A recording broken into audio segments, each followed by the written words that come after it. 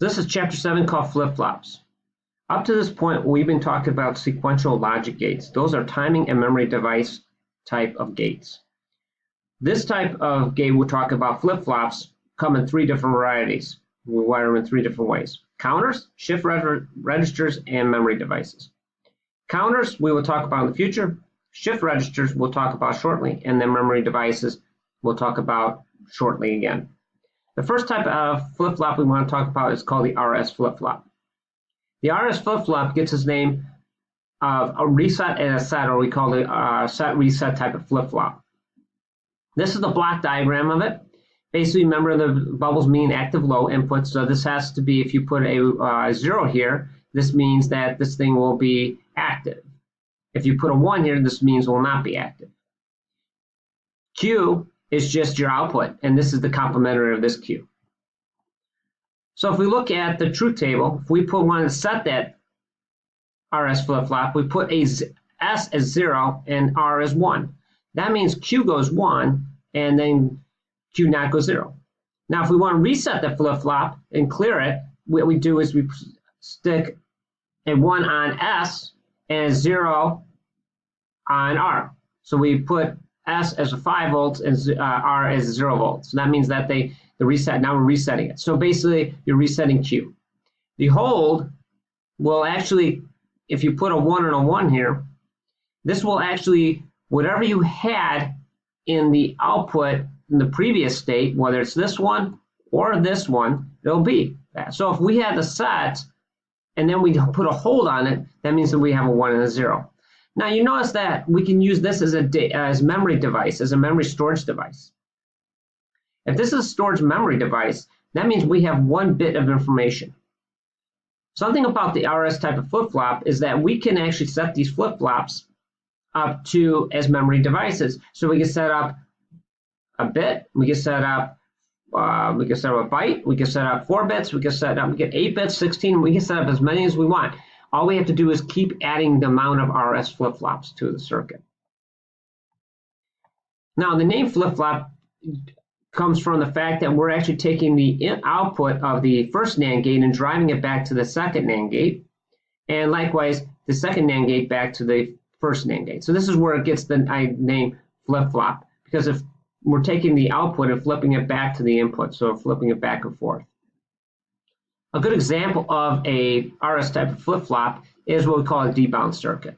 So basically we can set and then we can reset. So basically creating a nice square wave right here using the RS type of flip-flop. So basically we're going high and then we're going low. And it depends on how long you leave this as input, we'll keep this, you'll have a longer time delay. So if you want to switch this really fast, you would have basically just a really fast square wave. So you could basically have some square waves right here. All right, the second type of flip-flop is actually is the same type of flip-flop. It's called the S and R, but it's with a clock signal. And if we look at the timing diagram on it, is that if we actually, let's say, cause S to go high. So we're basically shutting off S and we're going to reset this flip-flop. That's what we're doing here.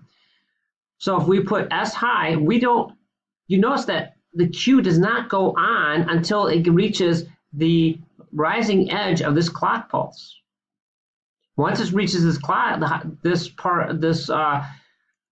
rising edge of this clock pulse, because S is now high, now Q goes high.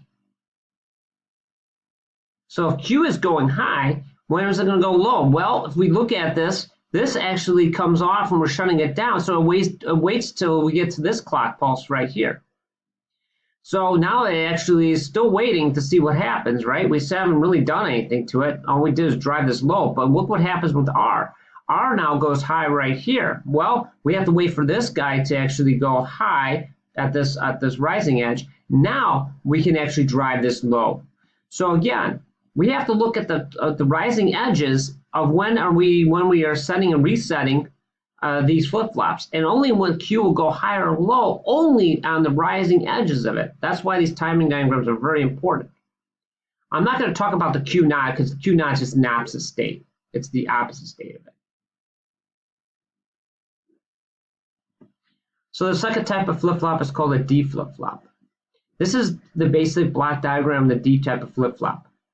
So in the D type of flip-flop, we actually have a PS, which is a preset, a clear, which clears the flip-flop, and then we have a data signal and a clock. What's interesting on the D type of flip-flop is it will not go on the output, will not go high until we have one clock pulse. So let's look at the timing diagrams below here, this truth table. So if we have the set as a 1 and we have the PS set as 1 and the clear set as 1, and then we clock it, and let's say we have a high here on this output right here, this D is 1. Well, we get an output. Well, we'll get a 1. Now, if we had a reset and we put a 1 and a 1 here, what will happen is we clock pulse it and we put D as 0, and now we have a 0. But there's another way to clear it. If you look at it, we can actually do is put an asynchronous reset. So we have PS as 1 and we have this is 0. Now clear at 0. Watch what happens.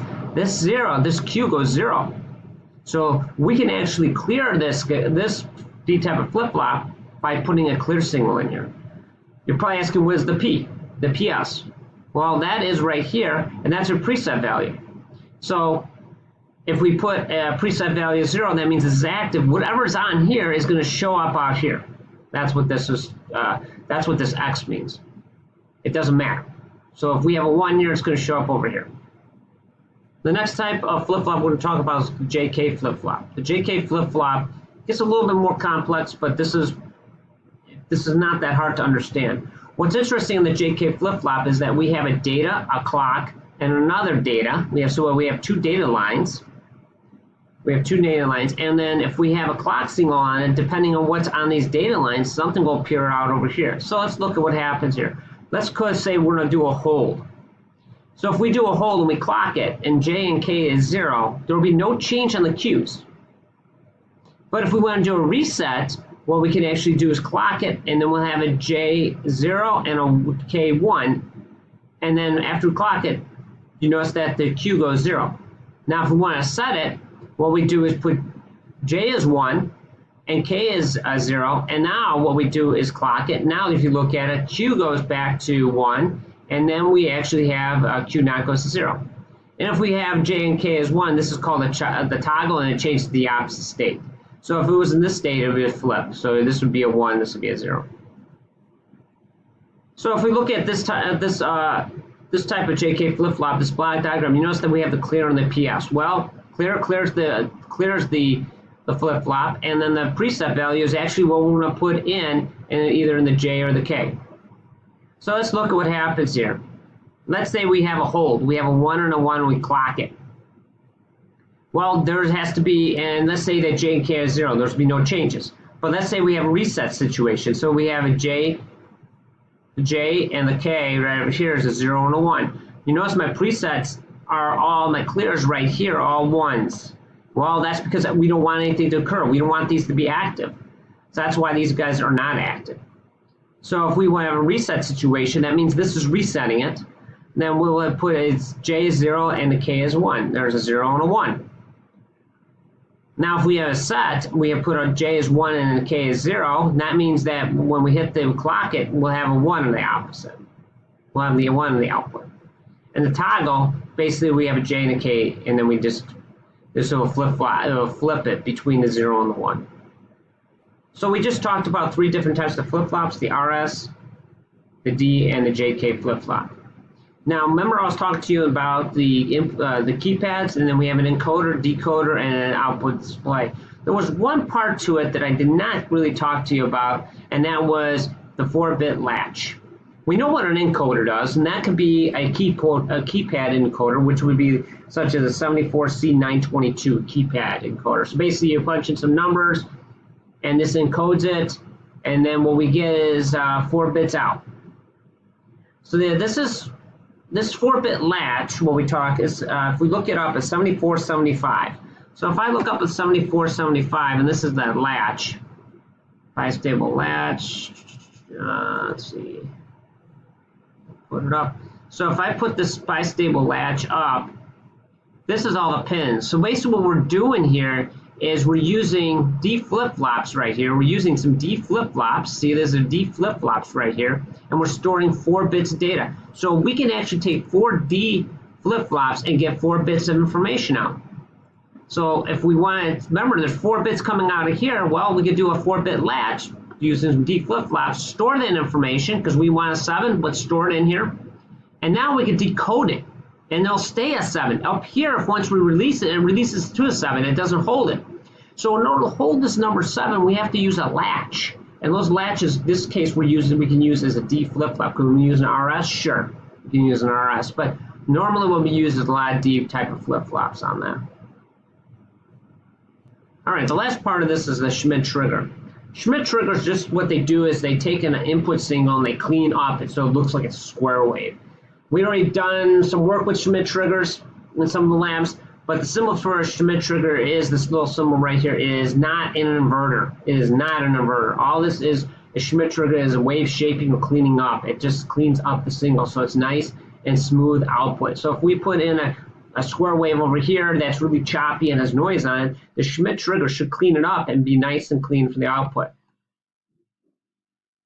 So I just talked to you about Chapter 7. If you have any questions on Chapter 7, please come and see me or email me, and I will be more than willing to follow up on what I've talked to you about in this lecture.